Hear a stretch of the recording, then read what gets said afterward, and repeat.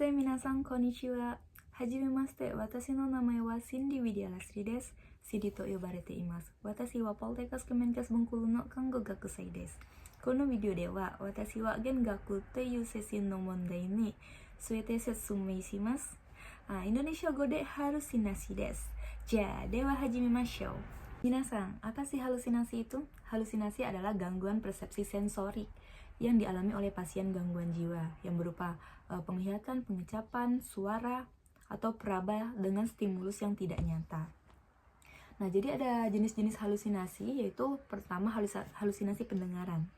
Halusinasi pendengaran itu dia seolah mendengar suara, akan tetapi suara itu tidak nyata. Yang kedua yaitu halusinasi penglihatan, di mana mereka ini melihat sesuatu yang tidak nyata, seperti misalnya dalam sebuah ruangan kamar kosong, tiba-tiba dia mengatakan saya melihat hantu, padahal hantu itu tidak ada. Jadi itu termasuk ke halusinasi penglihatan. Selanjutnya yaitu halusinasi penciuman. Padahal tidak ada bau apapun gitu, tapi si pasien ini mengatakan, ih kok ada bau bangkai atau bau apa gitu, itu jadi enggak nyata. Selanjutnya itu halusinasi pengecapan. Halusinasi pengecapan ini misalnya lagi makan, makanannya itu pedas, tapi dibilangnya enggak gitu, itu halusinasi. Padahal makanan yang enggak pedas dibilang pedas, itu halusinasi ya. Selanjutnya itu ada faktor penyebabnya. Apa sih yang menyebabkan seseorang ini bisa terkena halusinasi? Yang pertama ada faktor predisposisi. Kenapa? Apa yang dimaksud dengan predisposisi? Jadi faktor ini bisa dimulai dari perkembangan, kebutuhan masa kecil yang tidak terpenuhi. Jadi sehingga orang ini rentan stres. Yang kedua yaitu sosiokultural, di mana pasien mengalami kesepian dan tidak diterima di lingkungan. Yang ketiga faktor biokimia, yaitu ketidakseimbangan antara neurotransmitter atau stres berat.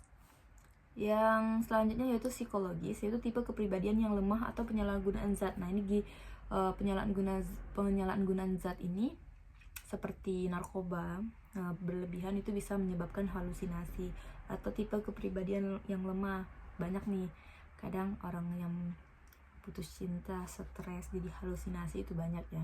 Yang terakhir itu genetik apa? Diwariskan dari keluarga, riwayat keluarga dengan skizofrenia, jadi itu ada kemungkinan ya akan mengalami halusinasi. Yang selanjutnya yaitu faktor presipitasi, di mana stimulus yang dianggap mengancam atau menantang dan meningkatkan stres. Misalnya nih, lingkungan yang sepi. Lingkungan yang sepi itu dapat mendukung juga yang memang pasien ini ada halusinasi, terus diajaklah ke tempat-tempat yang sepi. Nah, tempat yang sepi itu akan mendukung menjadi stimulus halusinasi untuk muncul lagi. Yang kedua, isolasi sosial. Isolasi sosial yang artinya pasien ini tidak mau bertemu dengan orang lain, mengurung diri. Nah, itu bisa menyebabkan halusinasi ya, atau bisa membuat halusinasi itu kembali lagi. Apa sih ya istilahnya itu? Kambuh, ya. Yang selanjutnya yaitu kurang komunikasi. Ini banyak orang yang pendiam, mungkin menyimpan masalahnya sendiri, kurang curhat gitu kan. Jadi stres, numpuk masalahnya, jadi dia bisa juga halusinasi. Yang terakhir yaitu partisipasi kelompok yang memicu kecemasan. Dari kecemasan juga bisa menyebabkan halusinasi. Yang selanjutnya yaitu perilaku pasien halusinasi. Kayak gimana sih ciri-ciri pasien halusinasi itu? Yang pertama ya, bicara sendiri, tertawa sendiri.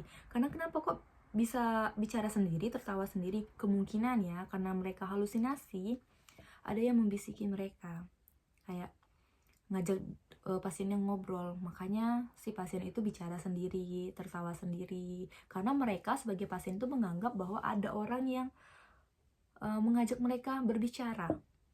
Yang kedua, menutup telinga. Menutup telinga ini berkaitan dengan halusinasi pendengaran. Biasanya kayak dibisikin, misalnya aku ada di sini, padahal dia nggak ada gitu. Jadi dia selalu membisiki pasien tersebut sehingga pasiennya menutup telinga, tidak mau mendengar. Gelisah, curiga, dan takut. Ya, siapa sih yang tidak takut gitu? Misalnya melihat hantu nih, berkaitan dengan halusinasi penglihatan, melihat hantu, ya pastinya takut kan. Jadi, salah satu ciri-cirinya yaitu gelisah, curiga, takut. Selanjutnya yaitu memusatkan perhatian ke satu arah. Misalnya nih di suatu ruangan dia ngelihatnya ke pojok terus. Mungkin si pasien itu merasa melihat ada seseorang atau ada apalah di ujung ruangan tersebut, padahal tidak ada. Makanya dia memusatkan perhatian ke satu arah. Yang selanjutnya yaitu menarik diri. Menarik diri karena apa ya? Karena takut. Mereka takut, mereka terganggu dengan suara-suara, bisikan, halusinasi itu. Makanya mereka menarik diri. Adapun dimensi halusinasi, yang pertama fisiknya mengalami kelelahan, penggunaan obat, dan kurang tidur. Untuk emosional, biasanya pasien halusinasi ini mengalami kecemasan berat. Untuk intelektual, penurunan fungsi ego, sulit fokus.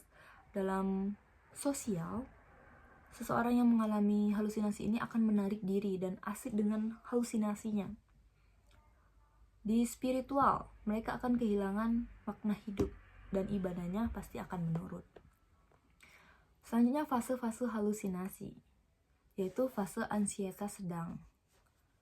Pertamanya pasien halusinasi tidak langsung ke yang parah kan, jadi kita harus berawal dari ansietas sedang dulu, beralih ke ansietas berat, lalu ke controlling. Selanjutnya penata laksanaan umumnya gimana sih? Penata laksanaan umumnya yaitu menciptakan lingkungan yang terapeutik, melaksanakan terapi dan observasi obat, menggali masalah pasien. Kita tanya-tanya tuh masalah pasiennya apa. Memberikan aktivitas terstruktur, misalnya kayak bangun pagi kamu harus gini, terus selanjutnya gimana gitu, selanjutnya melakukan apa. Melibatkan keluarga dan tim kesehatan, yang terakhir edukasi untuk mencegah kekambuhan. Untuk penata laksanaan medis, obat antipsikotiknya, yang pertama fenotiazin, tiosartan. Nah, kalian teman-teman bisa lihat ya di layar ini.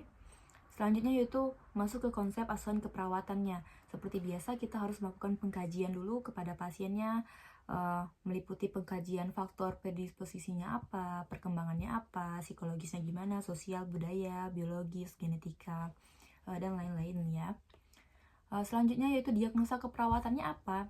Diagnosa keperawatannya itu gangguan sensorik persepsi, halusinasi. Yang kedua risiko perilaku kekerasan. Yang ketiga gangguan hubungan sosial. Yang keempat harga diri rendah. Nah, ini adalah diagnosa keperawatan yang kemungkinannya muncul pada pasien halusinasi. Tujuan umum keperawatannya apa? Yaitu pasien mampu mengenali halusinasinya. Maksudnya gimana? Pasien mampu mengenali halusinasi apa sih yang dialaminya, apakah penglihatan, halusinasi peraba, atau pendengaran. Yang kedua, mengontrol halusinasi. Yang ketiga yaitu menggunakan obat dengan benar. Yang keempat, berfungsi sosial lebih baik. Yang kelima, keluarga mampu merawat pasien. Yang keenam, mengidentifikasi tanda kekambuhan halusinasi. Untuk intervensinya, yaitu membangun hubungan saling percaya, BHSP ya, mengidentifikasi isi waktu, frekuensi halusinasi. Maksudnya apa sih mengidentifikasi isi itu?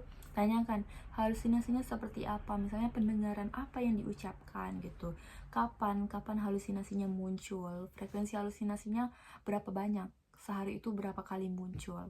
Nah, yang ketiga yaitu kita harus mengajarkan pasien dengan cara menghardik halusinasi, kayak pergi, kamu tidak nyata, seperti itu ya.